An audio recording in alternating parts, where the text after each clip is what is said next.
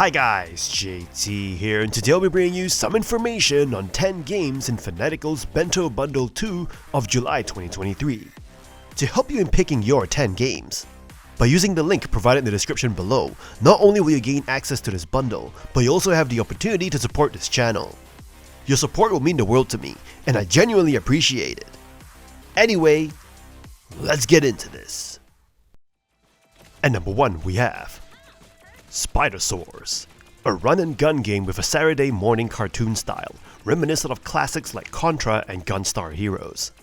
The game offers a modern take on the genre, providing a visually stunning experience. The co-op mode shines, allowing players to blast baddies together and indulge in a retro gaming feel. The story revolves around a hilarious premise of genetically blending spiders and dinosaurs as a food source, leading to unexpected consequences and exciting battles against powerful foes. The voice acting and music adds to the game's charm, with sweet guitar riffs reminiscent of Mega Man X. However, the busy and sometimes cluttered art design can be distracting, and certain aspects may frustrate players, such as enemies constantly respawning and the life system. The game's length is also shorter than anticipated, though skilled players can find replayability through challenging modes and perfecting speedruns. While Spidersaurs offers mechanical depth and WayForward's signature charm, it may not be the most beginner-friendly game. Hopefully the sequel to the game caters to a wider audience, potentially making a beloved classic, similar to the appeal of Teenage Mutant Ninja Turtles in the 90s. Overall, Spidersaurs is a solid run-and-gun title that will please fans of the genre. The game delivers an enjoyable experience for hardcore enthusiasts and those seeking a dose of nostalgic gameplay. And number 2 we have Corpse Factory, a captivating visual novel where players are asked to explore the question of what would happen if there was a service that allowed people to request someone's death.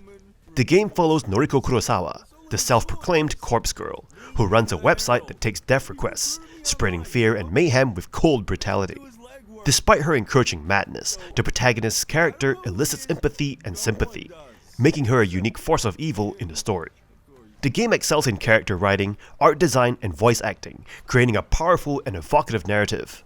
The vibrant character designs and colorful backgrounds, along with the impressive voice acting, add depth to the story. The game's writing constantly surprises with its twists and turns, keeping players engaged and guessing. Although Corpse Factory has a few areas that could be improved, like its relatively linear gameplay and limited meaningful choices, it remains a dark and enjoyable visual novel with a unique premise. The game's blend of grimness, humanization, and endearing characters make it a captivating experience for players who enjoy thought-provoking storytelling. Despite some unanswered questions, Corpse Factory is praised for its great art, fantastic writing, engaging story, charming soundtrack, and a superb voice acting from the main cast. And number 3 we have Symphonic Rain, a music-based visual novel set in the fictional Italian town of Piova. Despite the perpetual rain that shrouds the city, it is home to an elite musical school that attracts students from all over the country. Players take on the role of Chris Verton, a third-year student at the Piova Communal School of Music, who must find a partner for his graduation recital.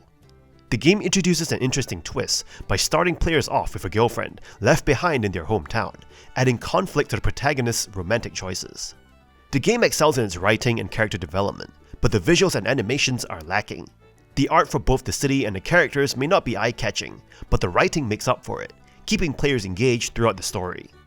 However, some routes in the game suffer from rushed character development towards the end. The gameplay revolves around picking areas to visit after school to find a practice partner, which can become monotonous after multiple playthroughs. Additionally, the rhythm-based gameplay, while fun at first, can become tiresome when players have to play the same songs repeatedly. The music in the game is decent, but not exceptional. Overall, Symphonic Rain is a good visual novel with engaging characters and great writing, despite its monotonous gameplay elements. It's a worthwhile experience for those interested in the visual novel genre and its unique twists in storytelling. And number 4 we have The Last Friend, a game that allows you to raise your own dog army and fight for the well-being of dogs in an apocalyptic world. Playing as Alpha, a tough caretaker, you embark on a journey to rescue and guide furry companions to safety and peace. The game combines tower defense and beat-em-up mechanics, where you protect your RV by setting up turrets and engaging in battles with enemies. The controls are tight and fast, providing an enjoyable experience with a Saturday morning cartoon-like visual style. Over 30 different dogs of various forms and abilities add to the dynamic gameplay. Despite the positives, the game lacks a proper difficulty curve, making it too easy to breeze through levels and max out on stars quickly.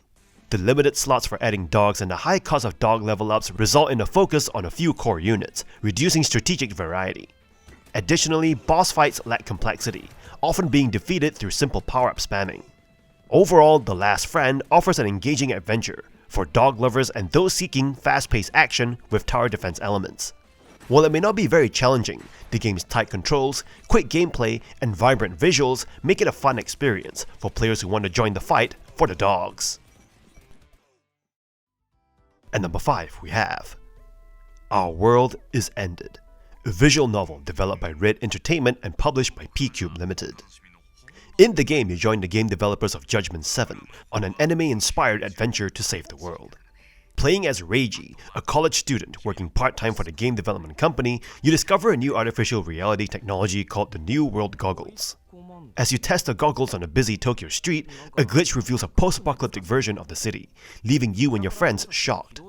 The game's interface stands out, featuring dynamic 3D projections over static backgrounds and adjustable volume controls for voice, music, and sounds.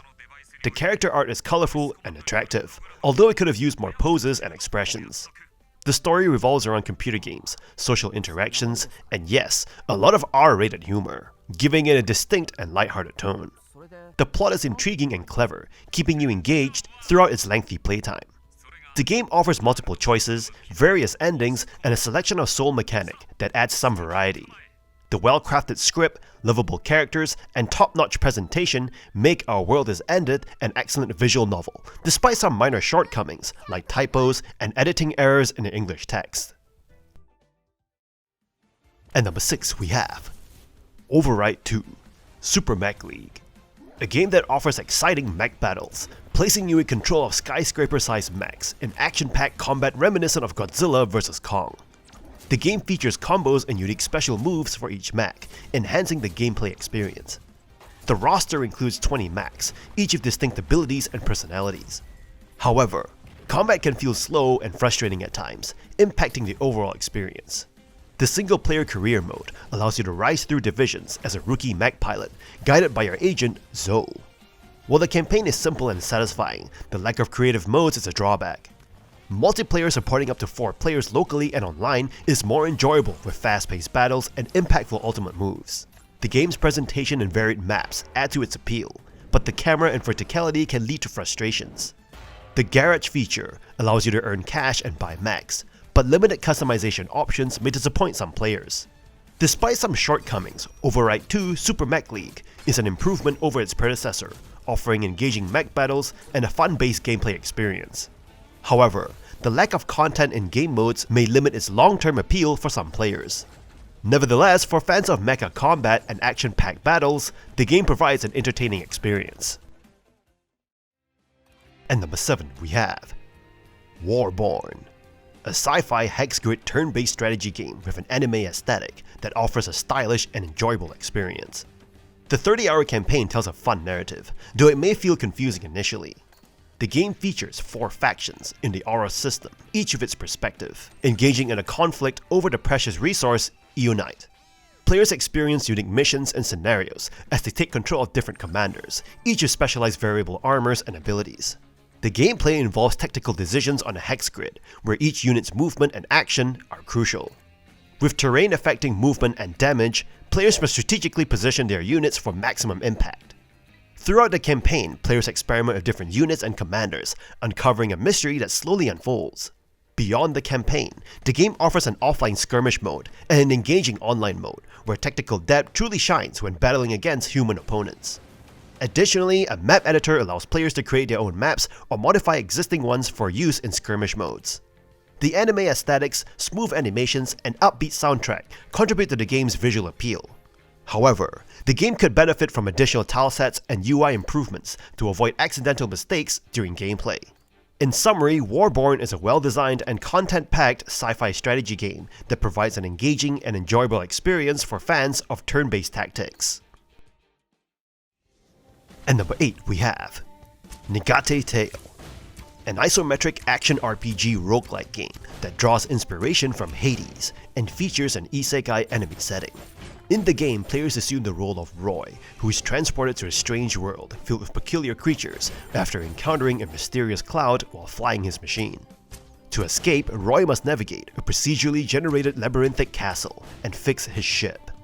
The gameplay in Nigate Tale closely resembles that of Hades, with satisfying combat mechanics and a roguelike structure. Players are encouraged to use a controller, with basic controls involving melee and ranged attacks, auxiliary abilities, and dodging. The standout feature is the monster girls, similar to Greek gods in Hades, whom players interact with and cultivate relationships. Gifting these monster girls items like the magical cake unlocks dialogue, advances the plot, and grants combat bonuses. Different monster girls offer distinct abilities and powers, allowing players to experiment with various combinations.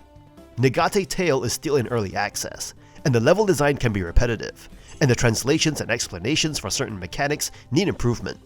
Despite these areas needing attention, the game offers addictive gameplay with promising replay value. The inclusion of an extensive encyclopedia detailing enemy types adds depth to the game's lore. With ongoing development, Nigate Tale has the potential to grow and improve further. Despite initial skepticism, players find excitement in exploring the game's possibilities and look forward to its future enhancements in early access. And number 9, we have Copy Kitty, an indie game that draws inspiration from games like Mega Man and Kirby. You play as Baki, an Entama, with the ability to copy and combine up to 3 powers of fallen enemies, leading to 175 unique power combinations. The game's core mechanic revolves around using these combined powers to unleash entertaining and over-the-top attacks.